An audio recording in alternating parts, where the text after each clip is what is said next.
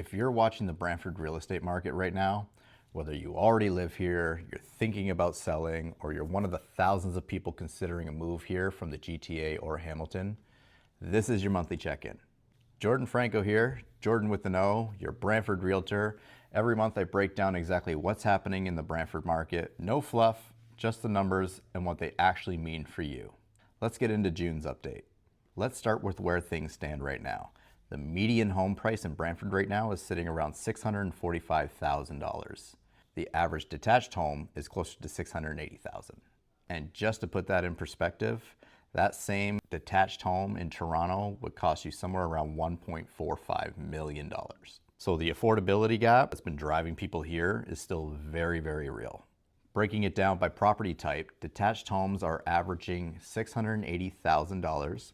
Townhouses are around $520,000, and condos are still sitting closer to the $380,000 mark. So depending on what you're looking for, there's a meaningful range here, not just one price point. On the population side, Brantford is sitting at just roughly 127,000 people right now, and that number is projected to grow to 163,000 by 2041. That's significant growth, and it's part of why Brantford landed at number 13 on U-Haul's 2025 Canadian Growth Cities Index, meaning more people move their U-Haul truck into this city than almost anywhere else in the country. So that's the big picture. Now let's get into what's actually moving and what's not. Here's where I'm seeing most of the activity right now. Detached homes in West Brant and Briar Park continue to be the hottest segment. These areas are pulling in young families relocating from GTA and are moving very quickly, especially anything priced realistically in the neighborhood.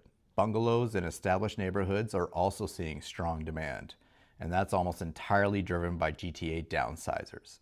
If you're someone who sold a $1.2 million plus property in Toronto and you're looking to free up equity for retirement, a bungalow here is checking a lot of the boxes right now.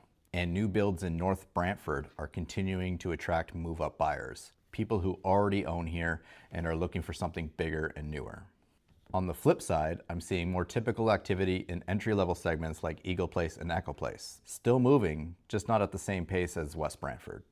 That's pretty normal for this time of year, and it doesn't mean those areas aren't worth watching. If you're a first-time buyer, less competition there can actually work in your favor. So overall, what does this tell us about the type of market we're in? Right now, I describe Brantford as a balanced market overall, with some pockets that are leaning towards sellers, specifically in those West Brant new build communities I just mentioned. What does balance actually mean for you depending on which side you're on? If you're a buyer, you're not just getting steamrolled the way buyers were a few years ago. You can take your time, do your due diligence, get an inspection, but, and this is important, in hot pockets like West Brant, well-priced homes are still moving fast. So if you find something that checks your boxes in one of those two areas, you don't want to sit on it for 2 weeks. If you're a seller, pricing matters more than ever. In a balanced market, the homes that sit are almost always the ones priced a bit too optimistically. Pricing it right from day one tends to outperform pricing high and leaving room to negotiate. I'd also say presentation matters more right now than it did a couple years ago. Buyers have options, so the homes that show well are the ones generating multiple looks in the first week. And if you're watching from outside of Brantford, whether that's Toronto, Mississauga, or Hamilton, the affordability gap we talked about earlier hasn't closed. If anything, with continued population growth and infrastructure investment, the fundamentals here remain strong for the long term.